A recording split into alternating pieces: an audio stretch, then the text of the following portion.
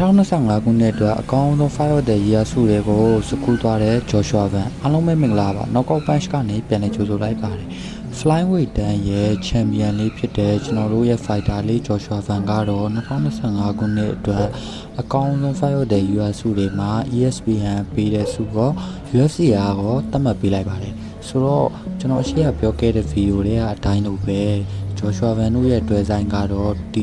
2025 ခုနှစ်အတွက်အကောင်းဆုံး Fight of the Year ဆုဖြစ်သတ်မှတ်သွားပါပြီဆိုတော့အရှိရဗီဒီယိုတိုင်းပြန်ပြောရမယ်ဆိုရင်ဒီပွဲမှာဆိုရင် Brandon Royval ကို Joshua Van ကထိုးချက်ကိုထိချက်ကိုတော်တော်လေးများခဲ့တယ်လို့တိတ်တောင်းလေးလုံးဝမဆွဲခဲ့ပဲနဲ့တပွဲလုံးမှာ stand fight မှာရှင်ထိုးခဲ့ကြပြီးတော်တော်လေးမြိုင်ခဲ့တဲ့ပွဲကောင်းတစ်ပွဲဖြစ်ခဲ့ပါတယ်ဆိုတော့ဒီနေ့အတွက် Fight of the Year ဆုမှာရသွားတာကတော့ကျွန်တော်အနေနဲ့တော်တော်လေးသဘောကျမိတယ်